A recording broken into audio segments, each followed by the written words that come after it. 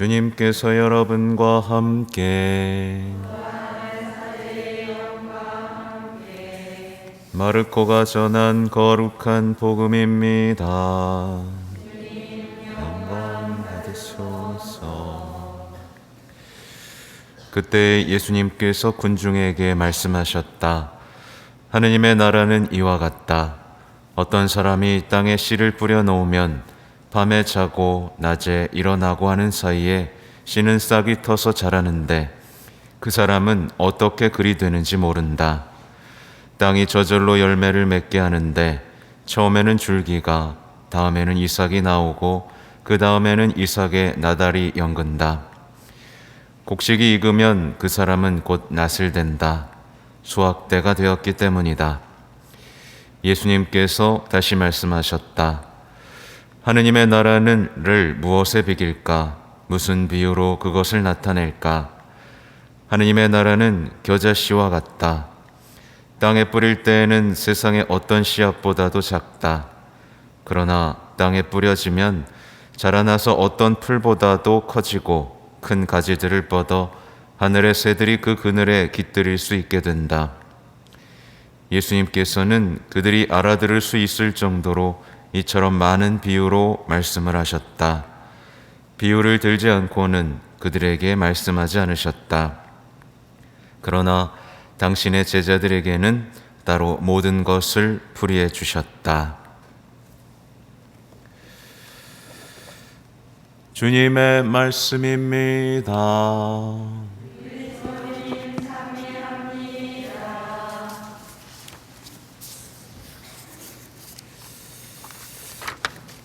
참 예수님, 네, 오늘은 다윗이 이제 죄 짓는 걸 보셨습니다.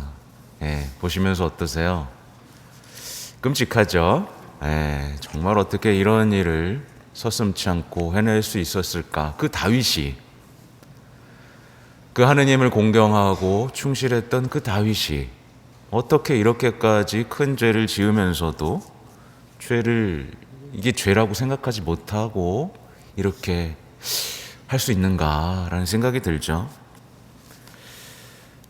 간통을 해서 문제가 생겼어요. 그죠?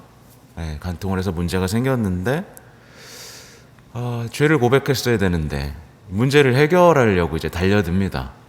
문제를 해결하려고. 그러면서 이제 살인을 계획하는 거죠. 살인을 계획하고 그것을 실행합니다. 마지막 이렇게 얘기해요. 우리아를 전투가 가장 심한 곳 정면에 배치했다가 그만 남겨두고 후퇴하여 그가 칼에 맞아 죽게 하여라. 그냥 서슴지 않고 얘기합니다. 죄가 죄인 줄 모르고 있는 끔찍한 상황인 거죠. 근데 이게 남의 얘기일까요? 우리 모두의 얘기입니다. 오늘날은 죄를 더 이상 죄라고 느끼지 못하는 시대예요. 그 대표적인 예가 낙태입니다. 낙태예요. 국가가 막 장려도 했었죠. 네, 어떻게 보면 피해자분들도 여기 많이 있을 겁니다. 근데 오늘날의 낙태 성향은 좀 다르죠. 오늘날에는 뭐냐면 한마디로 이 다윗 이야기랑 비추어 본다면 그래요. 문제가 생긴 겁니다. 그죠? 문제가 생겼어요. 생명이 생긴 건데 문제가 생긴 거예요. 문제가 생기니까 누굴 고용해요? 살인 청부업자를 고용하는 겁니다. 그래서 자신의 몸에서 살인을 저지르는 거죠. 생명의 자리에서 죽음이, 끔찍한 죽음이 이루어지죠. 그러면서 그거를 이제 세상 사람들 뭐라고 주장해요? 권리라고 주장합니다. 생명을 문제로 보니까 이런 일이 벌어지는 거죠. 굉장히 끔찍한 일이에요. 다윗은 아버지를 죽이는 것으로 문제를 해결하지만 현대인들은 뭘 죽여요? 태아를 죽이는 것으로 문제를 해결합니다. 지금 오늘날의 세상 사람들이 살아가는 방식인 거예요. 문제가 생기면 문제를 제거하는 방식. 그러니까 말하자면 고백을 해야 되거든요. 내 죄를 고백을 해야 되는데 스스로 해결하려고 하니까 죄에 죄를 더하는 현상이 벌어지는 거죠. 제가 죄의식을 느끼라고 말씀을 드리는 게 아닙니다. 죄의식을 느끼는 게 아니라 하느님께 대한 충실함을 회복해야 된다는 거예요. 하나님께 대한 경외심, 생명의 주인이신 하느님, 그죠? 그런 충실함을 회복하셔야 된다는 거예요. 이런 현상이 신앙인들에게도 많이 들어왔습니다. 이 뭐냐면, 어떻게 들어오냐면 다들 그렇게 산다는 거예요. 다들 그렇게 살아. 말하자면 이제 충실함을 잊어버리려고 하는 거죠. 다들 그렇게 살아. 피해 주는 것도 아니잖아? 라고 이제 정당화하기 시작하는 겁니다. 그리고 아무 문제도 없잖아. 라고 주장하고 결국에 이것도 좋은 거고 저것도 좋은 거야. 다 좋은 거야. 주님이 주셨으니까 다 좋은 거야. 이렇게. 그러니까 윤리를 상대화하기 시작하고 이제 모든 것을 서서히 허용하는 겁니다.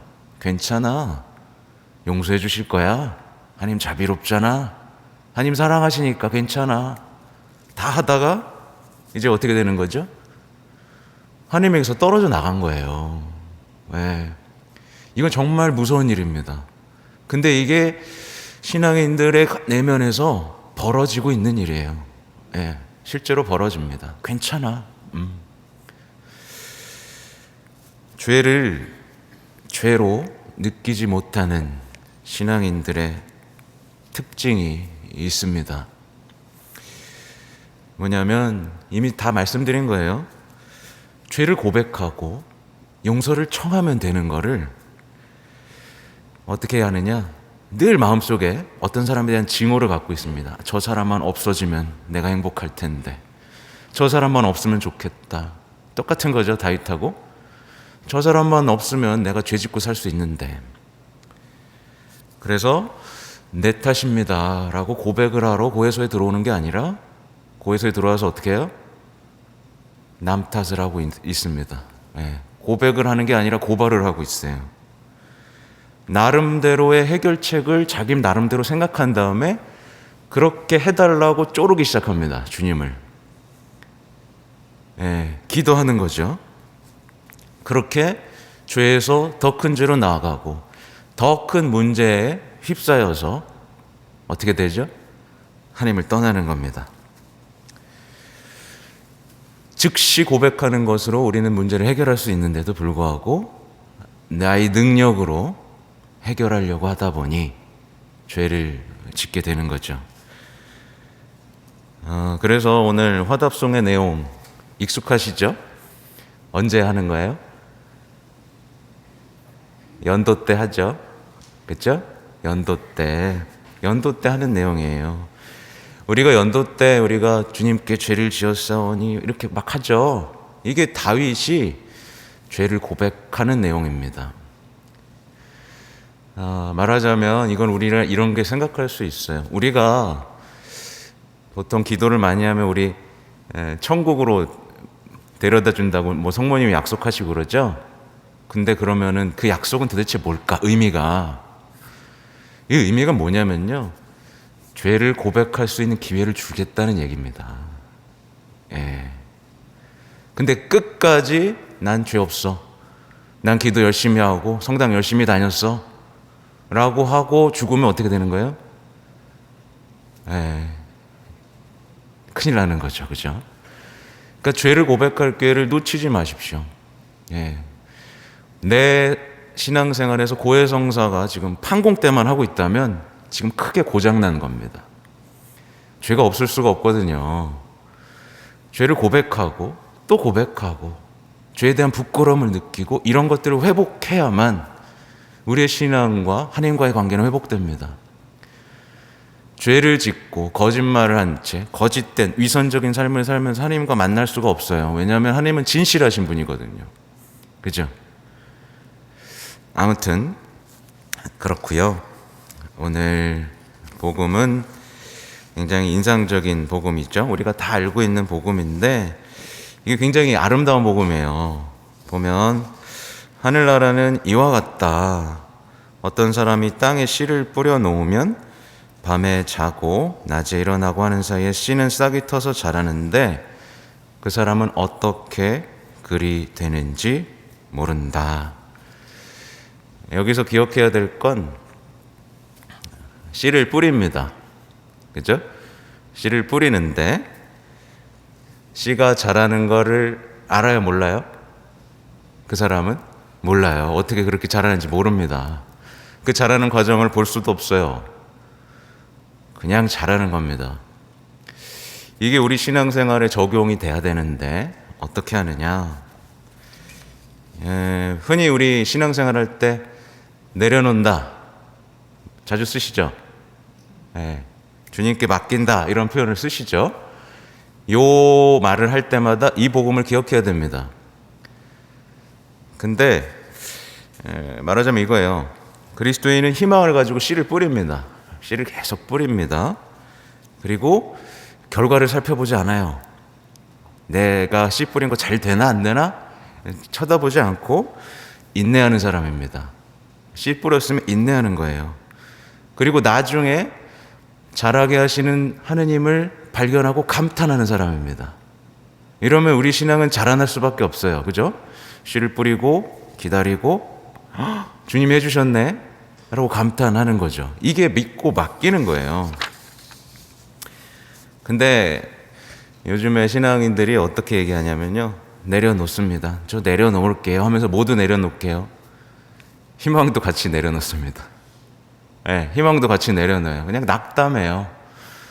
어떻게 되겠죠 뭐 이렇게. 희망이 없어요. 그리고 주님께 맡깁니다 라고 하면서 실망한 채 사랑도 안 합니다. 이제 사랑도 멈춰버리는 거예요. 주님께 맡겼으면 나는 계속 씨를 뿌려야 되거든요. 그죠? 근데 사랑을 멈춰버리는 거예요. 그리고 주님께 의탁한다면서 자꾸만 확인하는 겁니다. 잘 되고 있는지 안 되고 있는지. 그러니 하느님의 일을 발견할 수 있을까요, 없을까요? 없죠. 이것을 또 성모님에게 비추어 보면 아주 명확하게 드러납니다. 성모님께서는 씨를 계속 뿌리셨어요. 그죠?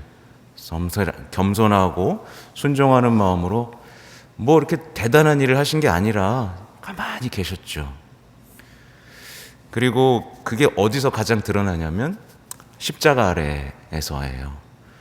십자가 아래에서 하느님의 나라가 이루어진다는 걸 상상할 수 있었을까요? 없었죠. 성모님도 모르셨을 겁니다. 근데 거기서 희망을 잃으셨어요? 갖고 계셨어요? 희망을 갖고 계셨죠. 희망을 갖고 계셨습니다. 그냥 씨 뿌려놓고 가만히 기다리셨어요. 절망적인 상황이지만. 근데 마침내 어떻게 됐죠? 부활을 받죠.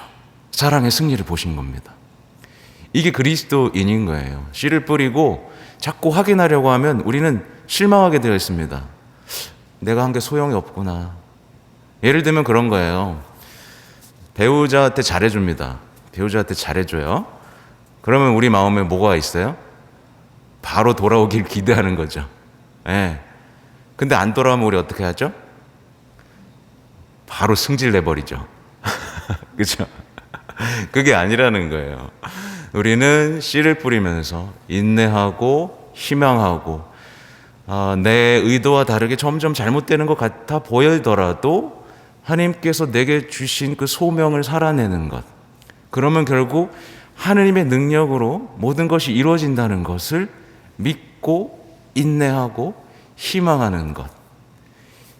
이게 바로 오늘 복음의 메시지인 거예요. 그러니까 우리가 씨를 뿌리는 건 우리가 하는 거지만 자라는 건 하느님의 능력이다.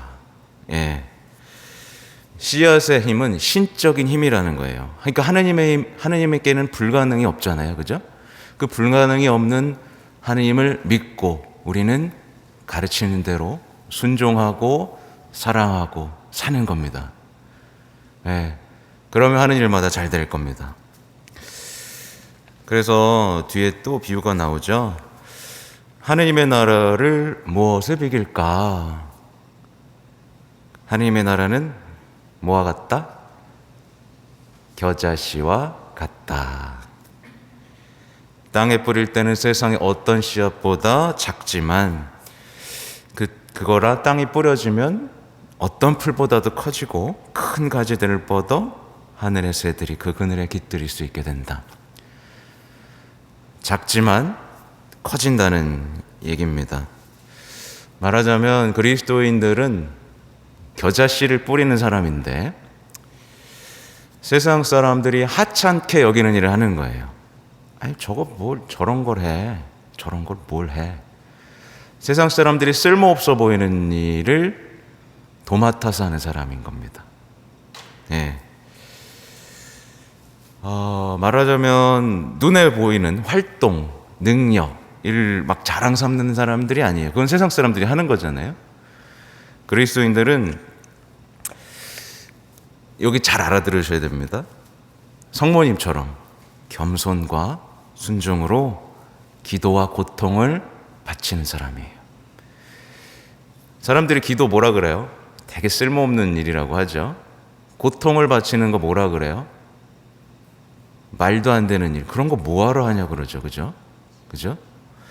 근데 기도와 고통, 사소한 것들을 바치는 것으로 어떻게 되죠? 네, 영광을 얻게 되는 겁니다. 성모님께서도 고통을 바치셨고 예수님께서도 고통을 바치셨죠. 그리고 파티마의 성모님께서도 우리에게 바라신 거 뭐였어요? 기도와 희생이었습니다. 네, 다른 걸 바라지 않으셨어요. 내게 기도와 고통을 바쳐라. 결과를 살펴보지 마라. 알아서 해주겠다라고 말씀하셨죠. 이런 것들은 하느님의 메시지에서 계속해서 발견되는데 성녀 파우스티나 성녀에게도 이런 일이 있었어요. 제가 여기 있으면서 자주 말씀을 드릴 겁니다. 성녀 파우스티나가 이제 하느님의 자비주의를 만들 때 그 신부님이 하시는 일이 막 잘 돼야 되는데 자꾸 안 되는 거예요. 그래서 주님 왜 당신의 일을 하면서 도와주지 않으십니까? 라고 물었을 때 뭐라고 대답하셨냐면 나는 나를 위해 얼마나 뭔가를 해냈는가를 보지 않는다. 나는 나를 위해 얼마나 고통을 참았는지를 본다. 라고 말씀을 하셨어요. 성모님의 삶과 예수님의 삶하고 일치하죠. 그렇죠? 우리가 그렇게 바치면요, 하느님은 반드시 그것을 드러내십니다. 우리가 뿌린 작은 씨앗은 결코 보이지 않는 일로 남는 게 아니라 언제나 드러납니다. 하나님은 그렇게 활동하시는 거예요. 하나님은 막 요란하게 막 나무가 호 이렇게 자라는 게 아니라 어느 날 가보면 갑자기 커져 있는 나무를 발견하게 이렇게 감추어지고 이렇게 숨겨진 활동으로 우리를 감동시키시는 거예요. 예. 이거에 대해서는 성모님이 증인이라고 제가 말씀을 드리죠. 성모님의 그 사소해 보이는 집안일에서부터, 그렇죠? 예수님을 돌봤던 것부터 그냥 옆에 졸졸졸 이렇게 따라다니면서 기도하시고 고통받으셨던 그 모든 삶이 지금 어떻게 됐죠? 교회 어머니가 되셔서 우리를 망토 안에 보호하고 계시잖아요. 우리가 모두 쉴 수 있는 곳이 돼버렸죠. 네. 우리의 신앙도 그러할 것이다. 그 희망을 잊지 마시고 작고 사소한 일, 하찮은 일, 남들이 싫어하는 일, 바로 이것이 겨자씨를 뿌리는 것이고 그것이 하나님 나라를 이루는 위대한 씨앗임을 기억하면서 오늘 보내시면 좋겠습니다. 아멘.